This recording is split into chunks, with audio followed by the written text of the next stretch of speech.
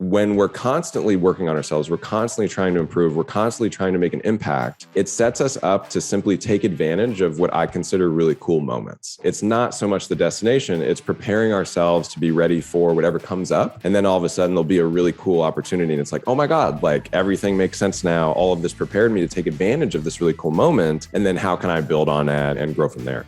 Insanity is doing the same thing over and over again and expecting different results.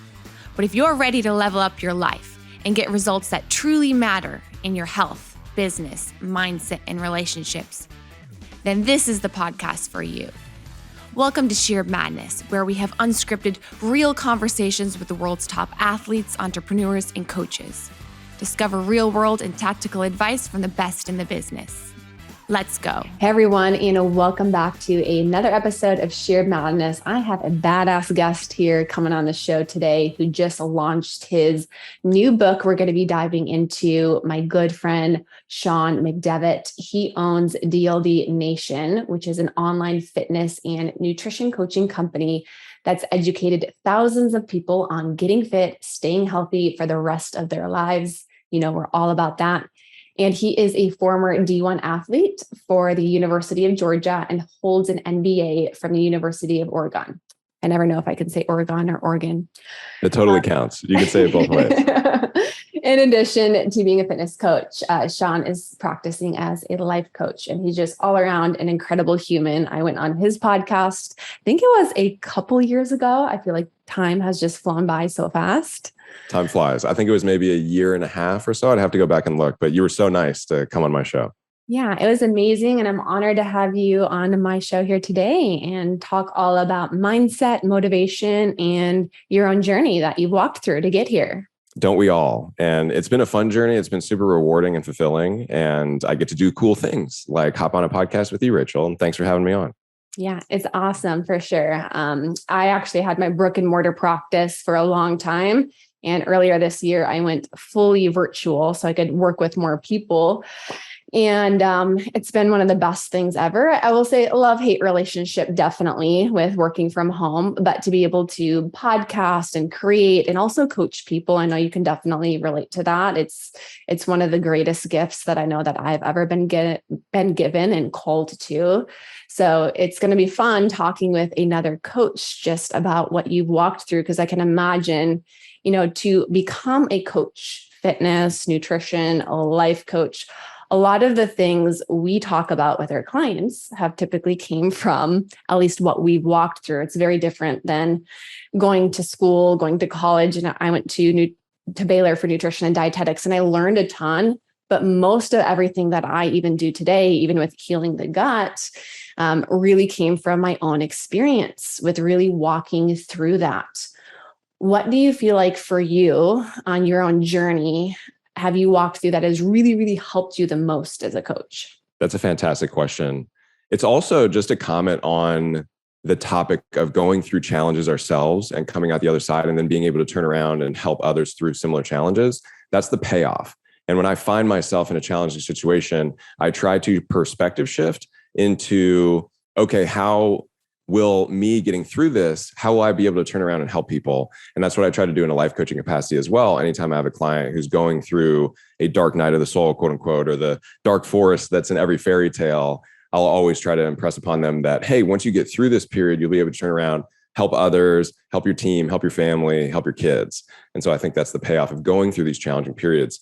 For me, Rachel, the biggest one for me personally was actually getting divorced. And at the time, it was the worst thing that could ever happen to me. I was always scared growing up as an only child that my parents would get divorced. And so when it happened to me, I really didn't know what to do and go forward. And thankfully, I really leaned on a therapist who I still see. I really focused on myself.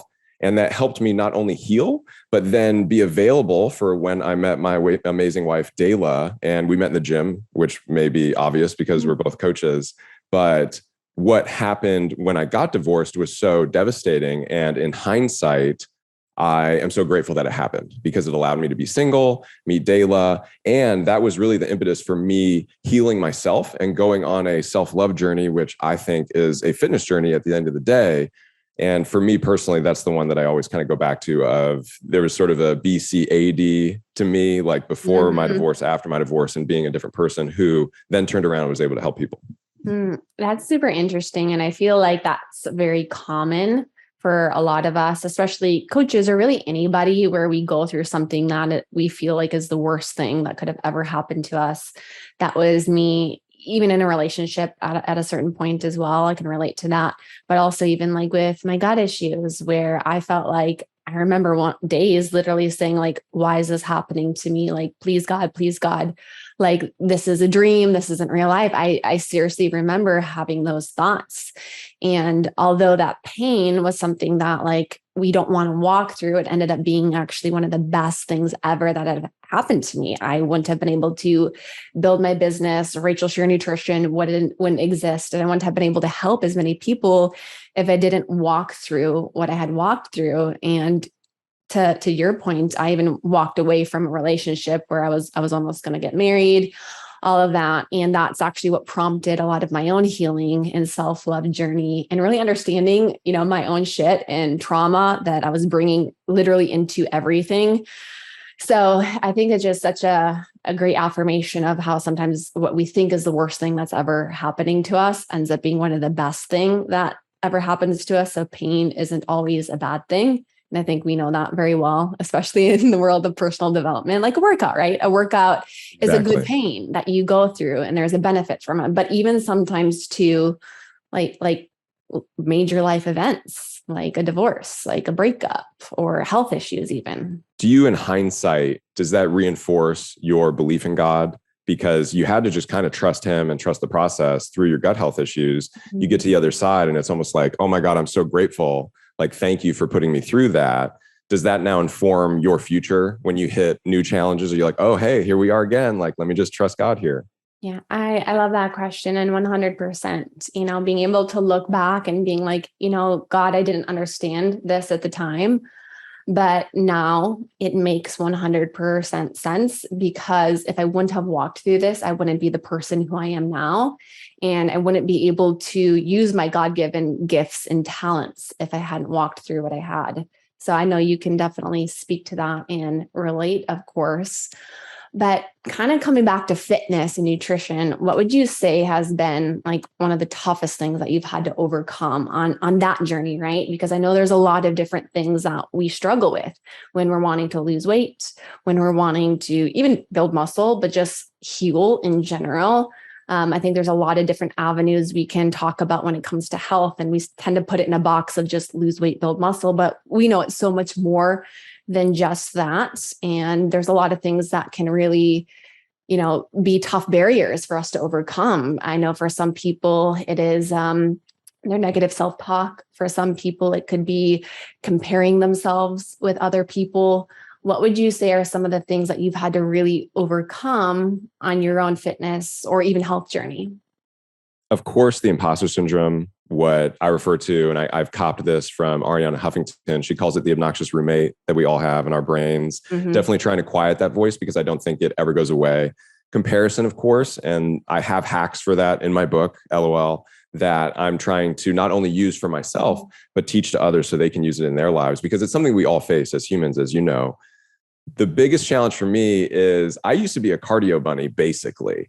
I swam for the University of Georgia. And for anybody who knows swimming, they've done swimming, it's a lot of activity and it's a lot of cardio activity. When I was at the University of Georgia, we were swimming basically twice a day. We were also lifting. We're swimming on Saturdays. And I had a very lean physique because of that. I was 5% body fat. I do not have the more muscular bodybuilding physique that I have now.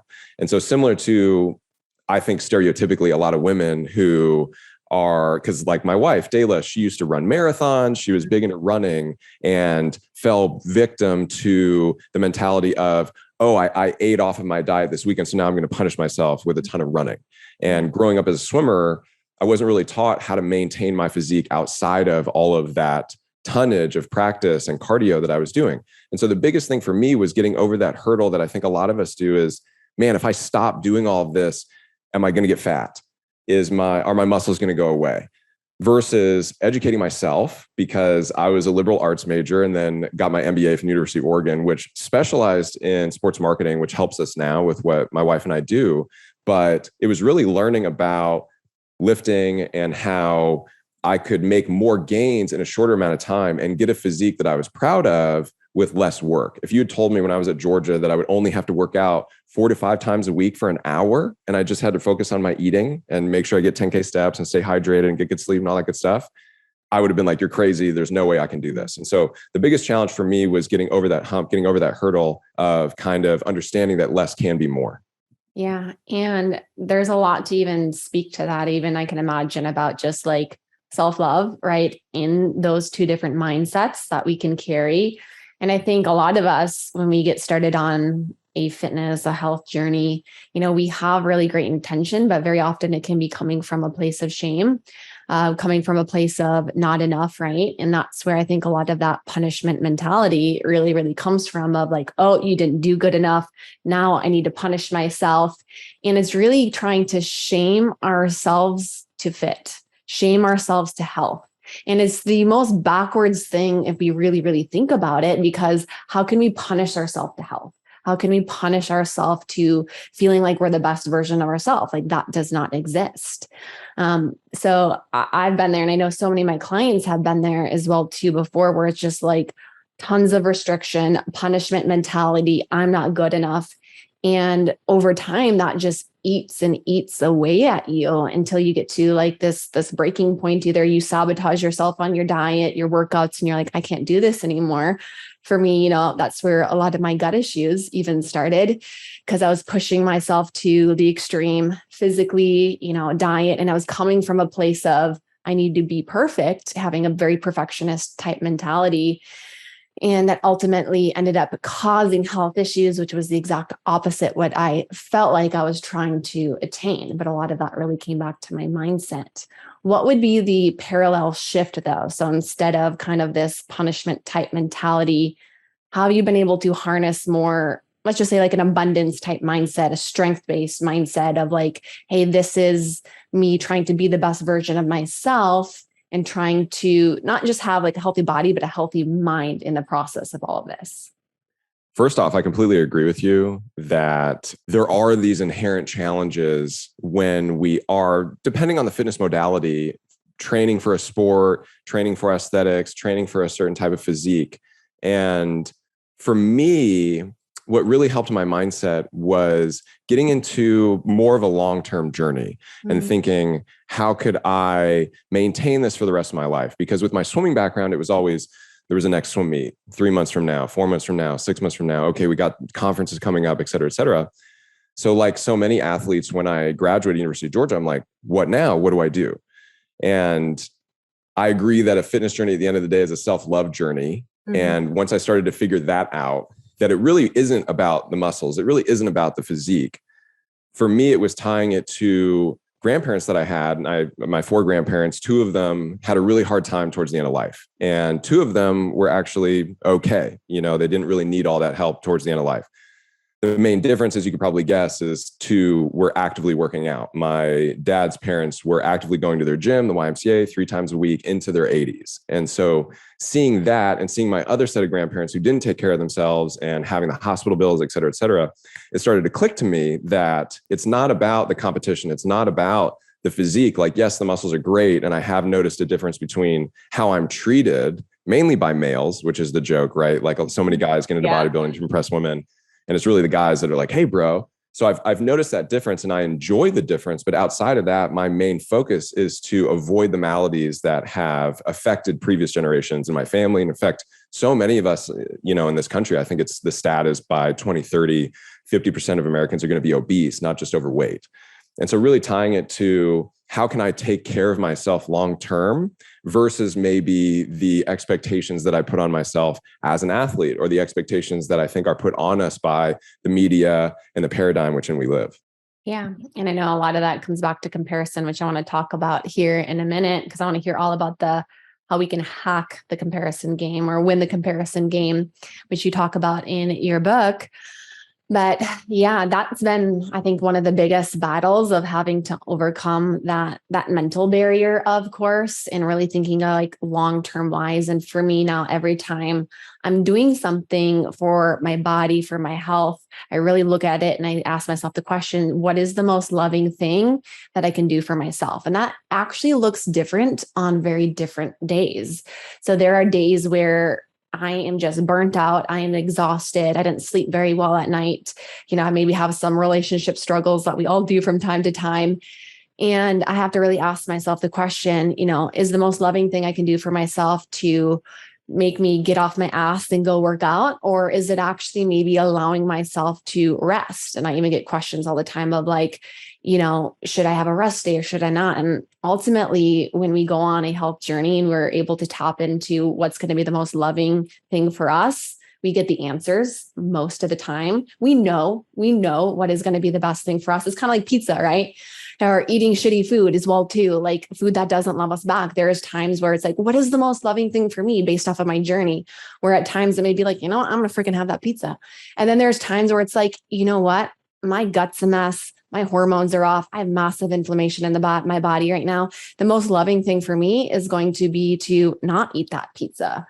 And I've always started to reframe it in that way on my journey too. And what's so interesting is it's gotten rid of so much anxiety and so much fear that I had even when I was so focused on just hitting a certain goal. But as a byproduct, I've actually been able to maintain my physique, longer because you're choosing to do what's going to be the most healthy, but also the most loving thing for you. You're not putting it in a certain box. It has to look this way, but you're really saying like, what is truly going to be the most loving thing towards myself? And I think like if more of us were to ask that question, like we would still get to the goals we want.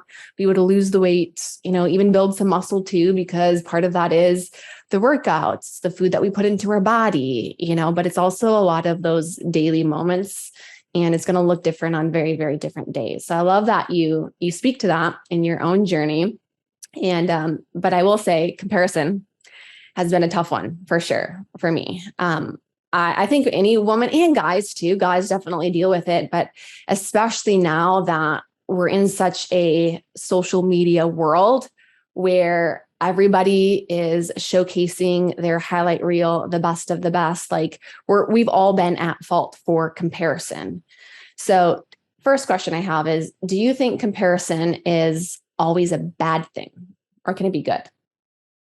I think comparison can be good. And that's a great question when we can, I think, separate it from who we are. So this gives me an opportunity to shout you out. And you and I were kind of joking about this before hitting record. For those listening, I've been following Rachel since she had like 3,000 followers. Mm-hmm. And I've seen your evolution, not only as a business owner, but as a coach, the people that you help, et cetera, et cetera.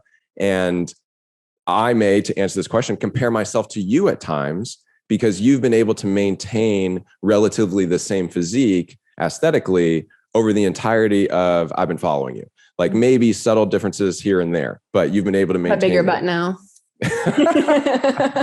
more hip thrusts.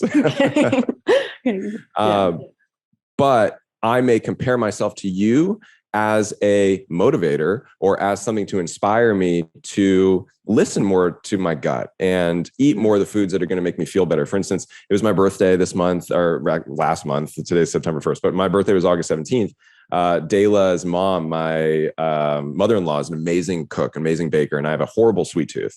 And so I've been like, hey, birthday month, like I'm going to have all the food she's making for me. But then I wake up and I feel horrible. I've had a hard time sleeping. My Oura ring's like, hey, what happened to you last night? Your heart rate's through the roof. And was that really worth it? And so I'll follow you and I'll see some of your content and I'll be like, well, Rachel can do it. Like Rachel's been consistent this whole time. So how can I tap into that? And when I do that, I'm not, and maybe this is helpful when you're comparing yourself to a different gender or different sex, I'm not like, oh, well, I now feel badly about myself. I'm just like, oh, this person who I follow and who I know has been able to do this. So why can't I? So that's where I think comparison can be helpful to have kind of like something to shoot for. Okay. So can be helpful when you're comparing it to somebody else who you respect and you want to take advice from maybe too. Like I know that I compare myself to a lot of other different entrepreneurs and business professionals too. And I'm like, oh, hey, this is what they're doing with some different content or how they're running their business. And I actually use it as tools to even help me. Like I love observing people who are crushing it and even learning from that a little bit there too. But there's not any shame, right? That's necessarily brought on me. It's more of like, oh, this is awesome. That's just a different way of thinking. Where do you feel like comparison though is not a good thing? I think where it makes us start to question our own reality or question how well we're doing. And so I appreciate you asking this question, Rachel, because it's something I go into in the book, Hack Your Health. And this really came from the genesis of the book were from our clients. I started a call called Mindset Support back in 2020 when we all needed way more help, that period of life that we all have forgotten and didn't make a huge impact on us. Yeah, it's all a blur. Over the course of that blur, I kept note of every single topic that came up on these mindset support calls. And after a full year in March of 2021, I aggregated them all into chapters and then started writing because with my wife and I's mission, not unlike yourself, it was working on Instagram. So cool, let's start a podcast. Cool, let's have an email newsletter. Cool, let's do this thing over here. And I thought a book would be really helpful from a catalogable perspective. Someone could go, hey, I'm having a hard time with comparison. Like, what chapter is this? And hop in. And so, of course, one of the questions that came up the most, and maybe with your team as well, is we would have a client who goes, hey, I've been doing this for a month. And I have someone in my group chat who's been doing this for 6 months or 12 months, and I'm starting to compare myself to them. So how do I get out of that headspace? Because I understand that it's too detrimental for me right now. And so there have actually been studies done on comparing ourselves because, as you probably know, we have close to about 7,000 different thoughts per day. And I think the stats break down to maybe like a third of those being about comparison of some kind, right? It's not just I'm comparing myself, but maybe I'm comparing, what do I want to eat tonight? And so they've done studies on this with participants, and they found that when we just compare ourselves to someone else, humans default to the most above average person that they could find. So if they're doing something, that first person they compare themselves to is like Jeff Bezos or Elon Musk or whatever, right? Yeah. And then they would have these participants write 6 more people, and in descending order, start with Elon Musk and then finish with someone or someone that's more around where you are. They have participants do this exercise, and when they then compared themselves to that 7th person, they felt a lot better. All of a sudden, it was more relatable because that first person they thought of was way off in the distance, way too far ahead to even be close to relatable. And so that's one hack in the book is first realizing, because awareness precedes change, that when we are going to compare ourselves to somebody, we're probably going to default to the most above average. So writing that list and getting to that 7th person, comparing yourself to the 7th does work. It's scientifically supported. And then the other hack I have is comparing ourselves to ourselves. So with someone like yourself, who's very goal-oriented, you're trying to grow yourself, grow your business, help a ton of people. You could compare yourself to when I first started following you and you'd be like, oh my God, I'm crushing it.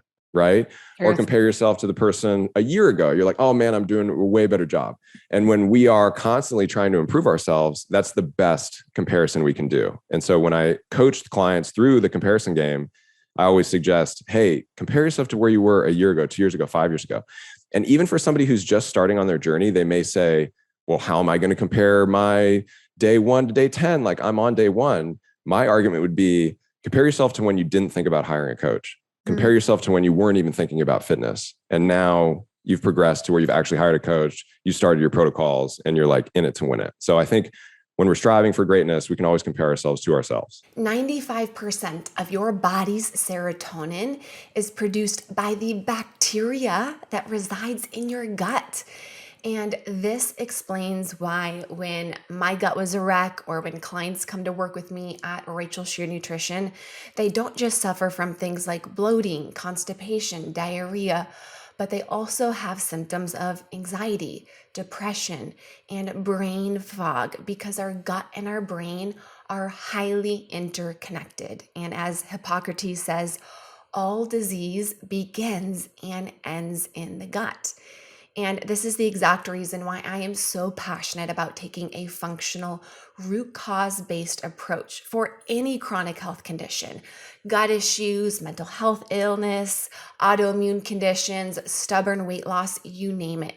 Me and my team do a comprehensive analysis looking at all these different systems so we can test instead of just guess and then develop a customized nutrition plan and protocol to address these root causes and balances in the body and restore function. If you want to book a free 30-minute call with anyone from my team, click the link in the show notes or visit rachelscheer.com. I totally agree that we always compare ourselves to somebody who's probably like so much further ahead than us.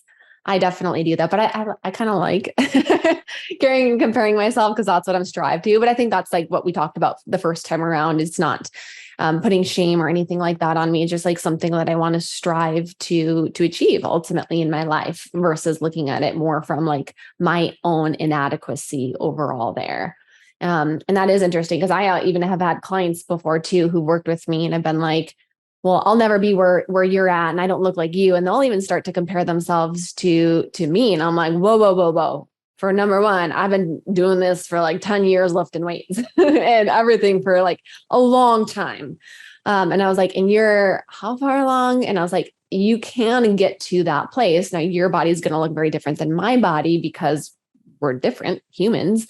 I was like, but you're comparing yourself to me ultimately, which we're at very, very different places on our journey. So I like that you say compare with somebody who's at a similar place ultimately in their life or in their journey, whether that's with your business, fitness, whatever it is that you are kind of starting to look out and around at. And then comparing it to ourselves as well. So that would be, like you've said, looking back to where you were a month ago, years ago, and really seeing how far you've come. I do have a question about that though, because I have also worked with women, let's just say, who've had a baby, who've like kind of struggled a lot, right? And they've gone through some difficult things in their life where they're looking back and they're like, man, I used to be, like so much lighter. I used to be able to lose weight so easily. And now I can. And they're comparing themselves to, right, like this previous version of them, but almost in a negative way. How would you combat that? Something that I love doing is perspective shifting into something that serves me.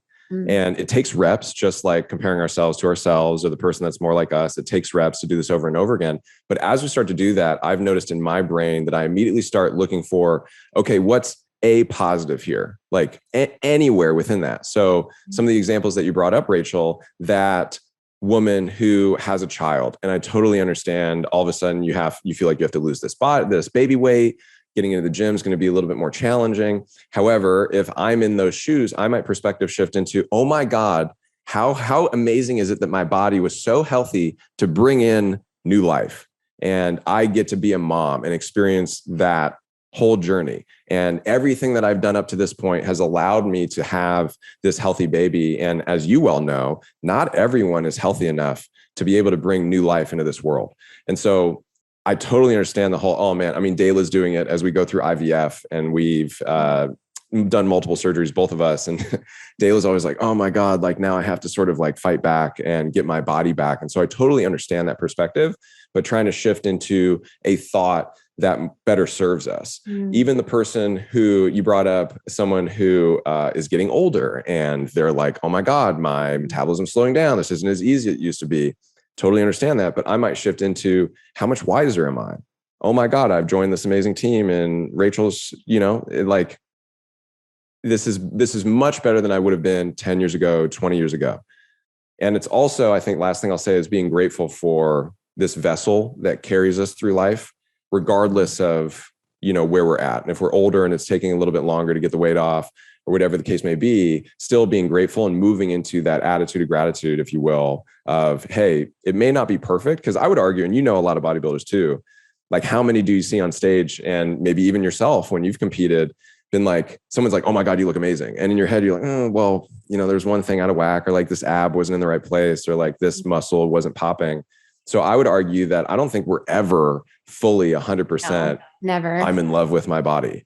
And so if we take that as fact, then it's kind of illogical to expect that we're ever going to reach that dream physique. So why not shift into something like, okay, I'm getting older, I'm getting wiser, I'm learning a little bit more, I know how to eat, I've hired a coach. So that's how I would answer your questions. Yeah. And even looking at this from like another perspective too, I know even as I've gotten older, I've actually appreciated my body more. And my body, although I have maintained a pretty fit physique, one, I haven't had a baby yet or gone through anything like major like that, but I have gone through like major gut issues and all of that. But I actually, when I was the fittest I have ever been in my entire life, like 8% body fat, I was the most unhappy and the most critical that I've ever been with my body. And now, where I'm actually 15 pounds heavier than where I was when I was competing, and I'm not as obsessed with how I look, I actually love my body that much more. So I think one of the most incredible things is as we get older, we do actually start to love our bodies and care for them in a very, very different way. And part of that's just, like you said, knowledge, growth, maturity that we just have to walk through. But we're so mean to ourselves very often when we're younger. So I would testify 100% to, even when we have what we think and look back, and in this current mind, we're like, oh, my body was perfect then. It looked perfect. You can look back to where you were then, and you probably weren't like fully happy. At least I can speak to myself. That was when I was actually the most unhappy. And now for me to really be more appreciative of my body and do things that are more loving, like it's been the best thing ever. It looks a little bit different. But I love that kind of shift because our thoughts really get to dictate how we want to feel every single day. And I think it's finding that kind of happy middle ground of where we can be blissfully dissatisfied. And that's actually a term that Ed Milet uses. It's called blissful dissatisfaction, where I can be so in love and feel good like about my body right now, but still have a goal that I'm wanting to aim for. Like I can still want to lose weight. I can still want to build muscle. I can still want to have a goal to be a better version of myself. But that doesn't mean that this version of me right now is inadequate, isn't good enough. Because that's going back into that very low vibration state. That's a very shame-based mentality. And we tend to get more and more and more of that. So I think it's kind of harnessing that. I can love my body. I can be confident in my body now, because I promise you, if when we get there right down the road, if we don't have it now, we're not going to have it then, right? We're definitely not going to. Right. And I think that speaks to also it being more of the journey than the destination. Yeah. So like you said, you got on stage, you competed, you had that destination that maybe was the pinnacle. And then you get there and you're like, I'm not really that happy and something needs to change. And then you continue your journey, you start to love yourself more. Like I love the cold plunges that you've been doing. And because a lot of people follow you, right? So they're like, oh, let me jump into a cold pool. Like, let me see if that helps me too. But it was really indicative when I was writing my book, and I thought I'd visualized opening the box, getting the author copies, holding it in my hand, and that being the end. And I'm a huge fan of the journey, so I understand it, but I think we get caught in like, oh, I'm going towards this destination. And when it actually happened and I was holding the book in my hand, I mean, my wife got an amazing photo of me because I was just cheesing ear to ear. But then I was like, okay, now I got to go to promoting, and now I have to ask friends to be on their podcast. Yeah, exactly. Like, okay, now that this is over, quote unquote, like what's next?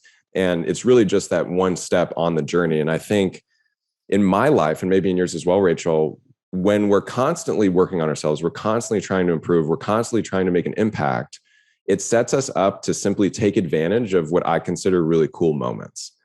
So it's not so much the destination, it's preparing ourselves to be ready for whatever comes up. And then all of a sudden there'll be a really cool opportunity. And it's like, oh my God, like everything makes sense now. All of this prepared me to take advantage of this really cool moment. And then how can I build on that and grow from there? Yeah. And I think that's even too, like finding that, that bliss and that satisfaction with where we're at in the journey too. Like, how can I feel better today on my health journey instead of thinking I'm going to just get there, then I'm going to feel better ultimately. Because the reason why I do my morning routine and I work out, the byproduct ultimately is the body and the physique and the muscles and all of that fun stuff. But really the reason I do it is because how I want to feel right now, here today, ultimately. And that's what I'm really have fallen in love with, and why it's become a journey versus just being me, like where I was competing, trying to get to an end destination and not feeling good, because I didn't feel good now because my gut was a wreck and my self thoughts were awful that I had, criticism, all of that. So I've now chosen to feel good now. And I don't know why more of us don't make that decision. We think it's like the only way to like shame ourselves to health, which is just like so backwards ultimately. I know for myself too, one of the biggest questions I get asked is, Rachel, how do you stay so motivated? You always seem so motivated. And I always tell her, like, heck no, I am not motivated all the time. Like I have probably more days, especially recently than not, that I am like far from motivated. So how have you been able to, I know you talk about in your book, but hacking motivation, how have you been able to do so? A client of mine for a really long time, every check-in, he would lead with a quote that was, motivation is a luxury.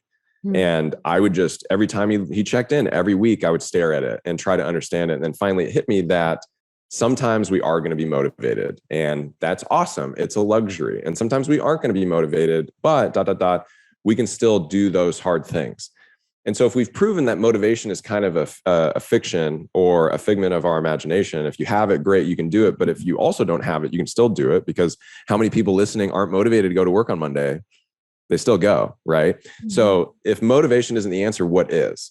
And the research that I did for my book is it's more so taking action, and then that action getting results, and those results inspiring you, motivating you to take more action. So in the book, I actually have it as this virtuous cycle where it's a circle and you take action and you get results, you get motivated to take more action, and just keep going around, keep going around, keep going around.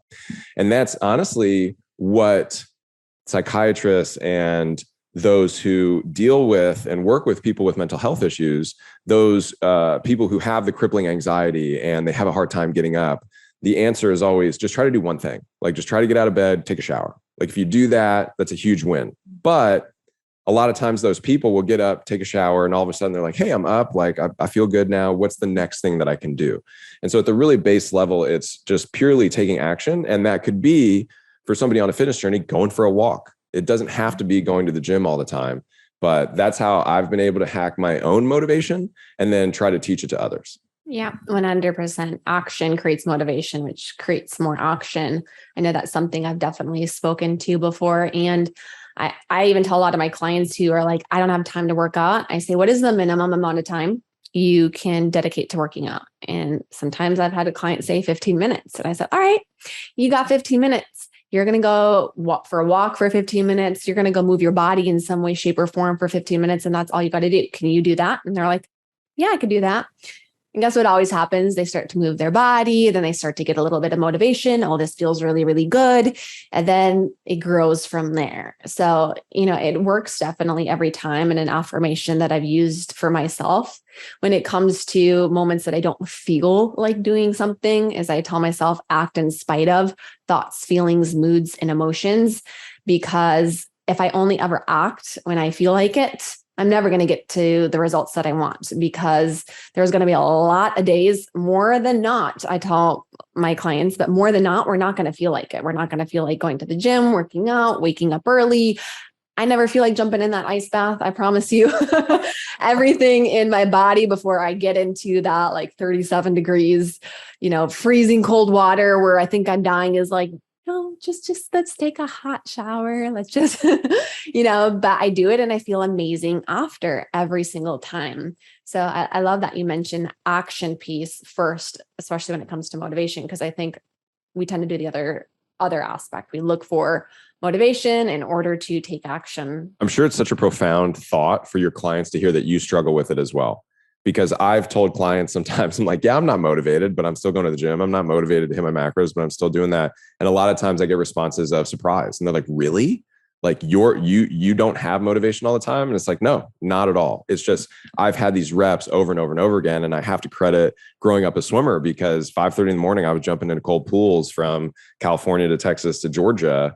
And you don't want to do that. Like who wants to jump into a cold body of water? But a lot of times I would hold on to that after feeling. And so I think that can also help with people who wake up in the morning and aren't exactly motivated to get up and get to the gym or whatever it is. It's holding on to that after feeling, like you said, Rachel, with getting into a cold plunge. You may not want to do it. Everything in your body's like, no, let's go back to bed, or let's hop in the shower.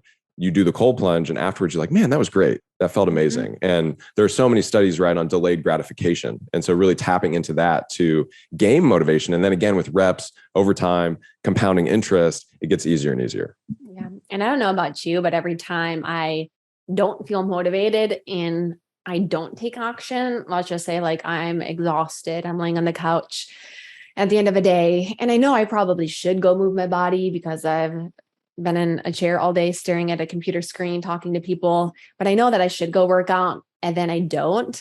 It just turns into anxiety. in me. Like I start to build up anxiety because I'm like, I know I should be doing something, but I don't really feel like it. And especially time after time again, like that's what's so immobilizing for a lot of us is like we feel like we're frozen and then we stick on to this anxiety, like what you've said, of a lot of people who struggle with depression, anxiety. It's that immobilizing feeling. And the first step is really just taking action and acting in spite of it all. But also action alleviates anxiety 100%. Every single time I've found that every time I've been in that place of not really feeling like it, I'm feeling a little bit anxious and I'm just stuck in my head about whatever reason. I'm like, what is it that I need to take action on? I either need to go move my body. I need to go for a walk. I need to send that email. I need to get some work done that I've been putting off a little bit there. And it just manifests in anxiety, typically because I'm being passive in some way, shape, or form. That's so important. I think even for people who might work in an office building, like my past life was in corporate America, and sometimes simply going for a walk, whether it was in the building, in the parking deck, or outside, and I would come in feeling so refreshed. There's a great show called The OA. Have you seen it on Netflix? I rarely watch TV anymore. I've given that up. Yeah, we now have just Seinfeld playing in the background most of the time, like something lighthearted. My wife, she gets night terrors pretty much nightly. And when we first got together, she's like, you do too? Yeah, that's why I had to give up watching like any kind of TV. Like just the other night, we put on the new Game of Thrones that just came out. And I used to watch that stuff all the time. And I put it on and I was like, no, this is not good for my nervous system. Yeah, that was me. Because growing up in Los Angeles, we're just, I think, fans of film. And so if it was a good movie, it didn't matter if it was a horror movie, I'd go see it. Right. And then I started dating Dala and she's like, yeah, I kind of stay away from it. Same thing as you, Rachel. And then I noticed when I did willingly watch something scary, I'd be like, did I always feel like this? Like I feel constricted, like I'm now really worried and I'm anxious. And so really paying attention to what we consume. But the reason why I brought up the OA, it's on Netflix. There's only 2 seasons. The OA stands for the original angel. I think it's a little bit more spiritual than it is religious. But there's a scene where the main character, she kind of gets trapped. And I'm not trying to give away the whole thing, but somebody else who's trapped in there with her, she's anxious. She's going all, oh my God, what's happening? I'm trapped. And he coaches her through doing some jumping jacks. And he was just like, just start doing jumping jacks, like move. And they kind of keep talking while she's doing this. And then after a minute and a half passes, he's like, how do you feel now? And she stops doing the jumping jacks and she's like, okay, so now like, where am I? I got to figure this out. Like, okay, but I'm more calmed down. And I always try to tease out profound meaning in movies and rap lyrics and whatnot. And so for me, I was like, oh, that's movement. That's taking action versus sitting in that anxiety, sitting in that discomfort. We have that choice to take action, to move. Yeah, I love that. So action alleviates anxiety, and action is really what creates motivation ultimately at the end of the day. So just literally getting off our butts and moving, even if it's the smallest thing. That's why it's like such a small thing that we can do to start with. And it can compound definitely over time. Some other things to really speak to you that I know I've struggled with on my own fitness journey, and even a lot of my clients and listeners have as well, is how to manage social events and just going out in public and being around other people. The reality is most of the population is overweight, unhealthy, doesn't take care of their body, their mind. I feel like I surround myself pretty good with people who are a lot like me. They're pretty fit. They're motivated because, we have similar morals and goals typically. And those are the people that I love to have in my circle. But it's sometimes interesting when you get out and you go to different places and you're like, oh, wow, I'm actually the minority here. Like I'm the minority really when it comes to a lot of these different things. And I know it can be challenging, especially if you have a family who, let's just say, doesn't really prioritize health. That was me growing up. I was the one who really got into fitness and weightlifting and nutrition, where I grew up in an incredibly unhealthy family with alcoholics and literally living off of McDonald's and stored Halloween candy. But I also know there's like friends, right? Everything's revolved around food.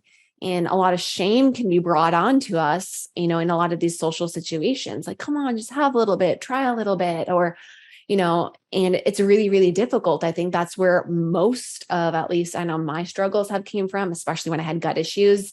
It was encountering, different kind of social events where I wanted to, have that boundary and stick to what I wanted to, but feeling a lot of that social pressure ultimately. How have you been able to navigate that? Because I know you speak to that a little bit in the book as well, right?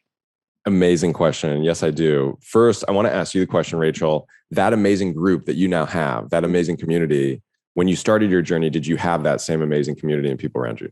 Heck no. Heck no. Exactly. So I appreciate you playing that little game with me, because it's something that I haven't seen other people in fitness really talk about, is the challenges that we all go through with communicating our journey to friends and family, going to that proverbial first Thanksgiving or holiday dinner where we're all of a sudden eating differently, and friends and family who are always super supportive are chirping at us, right? And make little comments because they're projecting their own insecurities. And so I wanted to touch on that because it was a topic that kept coming up in these mindset support Zooms that we would host for free for our clients. And it's something that I had to go through. It's something that Dala had to go through. You've had to go through. Everybody talks about it. And so I thought, how can I have some hacks to how to get there? And the biggest one is, it's okay.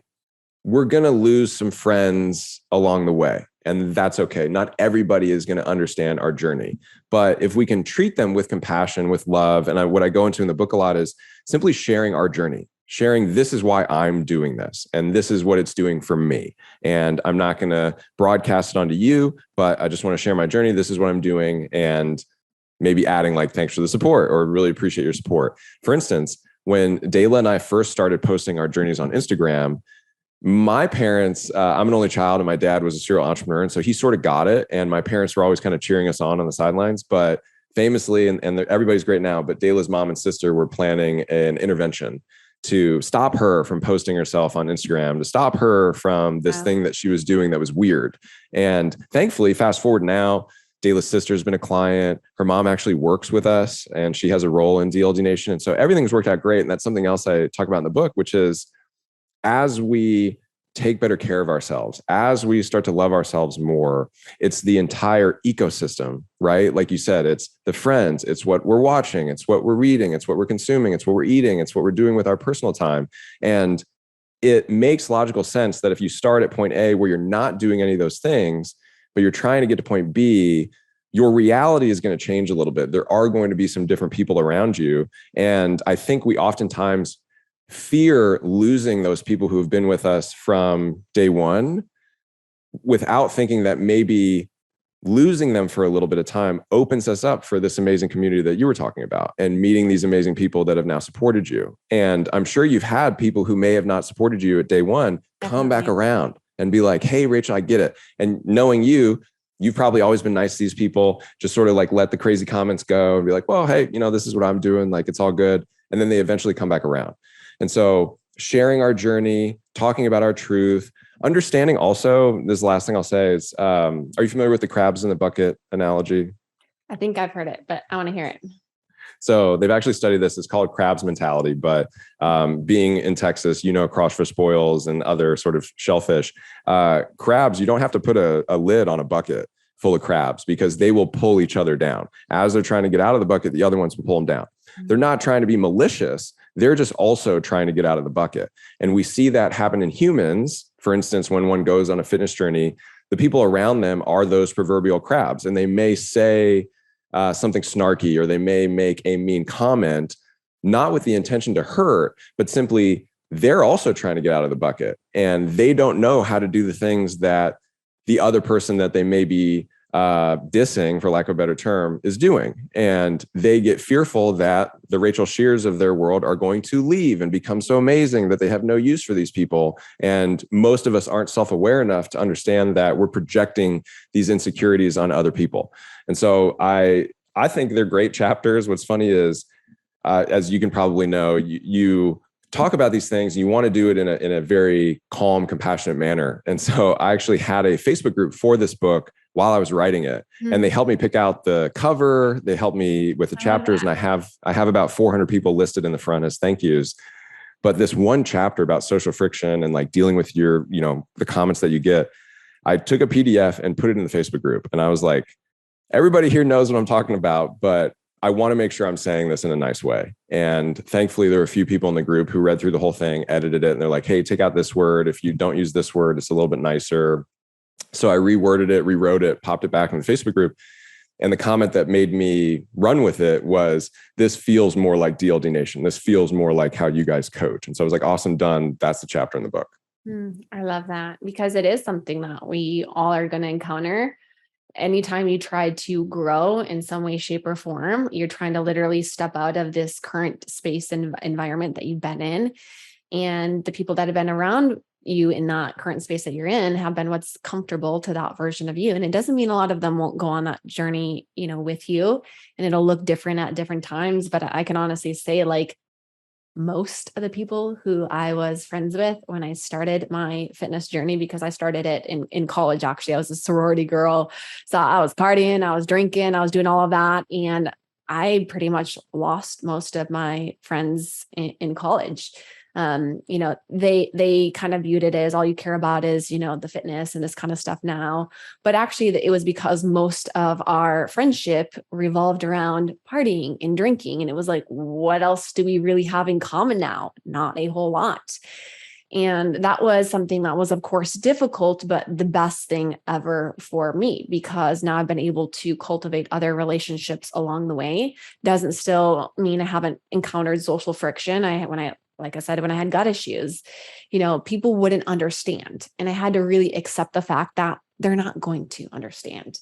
And it was especially from family. It was my ex's parents, and they would just say things like, come on, why can't you just enjoy yourself? Have a little bit here and there, while they're eating all of the tiramisu and the dessert and that kind of stuff. And, there is a time now in my life where I will choose to because I want to, but there was that social pressure of like, oh man, like I feel bad, I'm making them not feel so good about themselves. And that was actually the truth. I wasn't making them feel good about themselves because I was saying no. And I know, like, even on the reverse, I've been in encounters subconsciously where I've been like, are you going to have an appetizer? Are you going to get it? Come on, maybe we should get it. And we want the other person to kind of like go on this not so great health journey part with us, because we want to feel good about ourselves very, very, very often. That can show up in relationships in a lot of different areas. Until I really stepped into a place and I used an affirmation that I get results that most people don't get because I do things that most people won't do.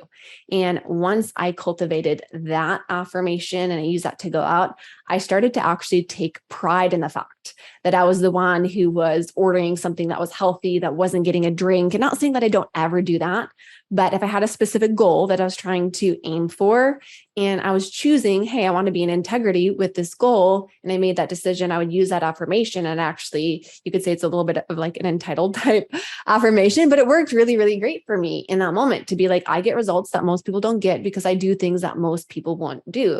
And what that affirmed in myself is that, I'm okay with the fact that most everybody is going to not be ordering healthy food. They're going to be drinking, and I'm going to be doing something that's different. And I might be actually the only one in the entire room. And I'm totally okay with that. And that's helped me so much on the journey. But another thing I've even shared with my clients that I think is really important too for people to hear too is get excited about what it is that you're doing as well. Because if you go hang out with friends and let's say they are, maybe not following like a strict diet and they are drinking and you're choosing not to, but you're complaining about it like, man, I'm following this diet and like they said I can't really eat this. Like they're going to be like, well, that's stupid. Come on, enjoy. And then you're going to feel bad, and then you're going to give in, and then you're going to feel even worse. But if you go in and you're like really, really excited about it, like I can imagine like your wife was super excited about everything she was doing with her fitness and nutrition and posting on social media. So she didn't really care a whole lot of what those people's comments were, and she was unaffected by it. So over time, like you said, like, the mom's gotten on board and the sister and the family, they've gotten on board because she's been unaffected and they've really been able to see her transformation. So that's where when you go into these encounters, if you're like, oh my gosh, I'm following this new fitness program and I'm super excited about it. And I got this coach and, right now we're doing this with my diet. So, I'm good right now. I'm going to be getting this, but you're excited about it. It's going to be really, really hard for someone to then turn around and be like, well, come on, live a little bit. They'll be like, oh, that's awesome. And that's how we can really actually give people the ability to support us, I think, on our journey. Because if we go at it from a negative way, it's going to also allow, people to give us negative feedback ultimately about it. So I would say, like, we can really actually pivot the room instead of saying, how are these people affecting me? How can I actually really affect them as well? That's a perspective shift right there. I also love your affirmation, the mantra. I don't think it's egotistical at all, because it's what all of the top performers and high achievers say, right? Like, I'm sure Ed Mylett would say the same thing. I'm a huge fan of Kobe Bryant. I think it's part of growing up in Los Angeles, following the Lakers, but he was the first person that talked about that. And it actually, with my parents, I go into this in the book a little bit, with my goal of swimming. I come from a swimming family, so swimming in college seemed very attainable, but swimming in the Olympics, I was like, I don't know, but I think I can make it to college. And so at a very early age, like 10, 11, 12, my parents told me, okay, Sean, to get to that goal, you're going to have to miss some parties, because you're going to have to get up in the morning, right? Or you're going to miss this birthday event, or even your own event, because there's going to be a swim meet over that weekend, or whatever the case may be. And Kobe Bryant, yourself, other top performers talk about that, right? And if, quote unquote, success leaves clues, and we want to achieve and we want to do these great things, then we have to do those things that the other people aren't doing.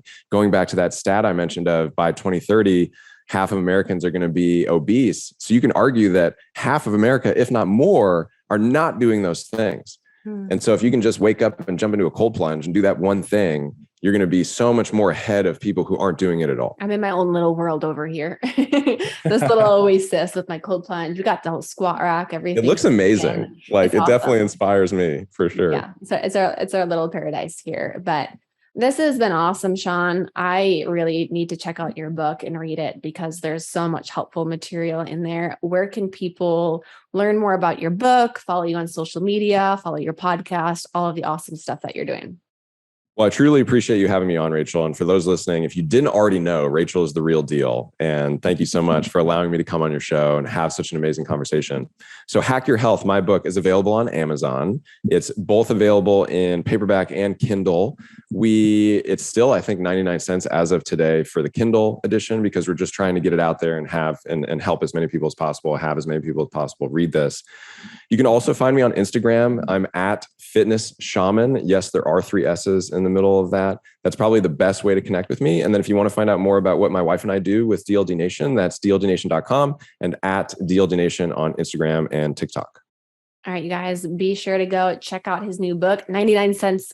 No excuses right there. I mean, everybody needs to go buy that book who's listened to this podcast here today.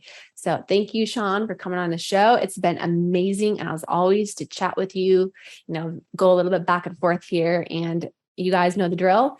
Please leave us a review, follow us, and share this on your stories so we can get the word out about Scheer Madness, all things health, nutrition, fitness, and mindset. And I thank you guys, as always. This has been Scheer Madness.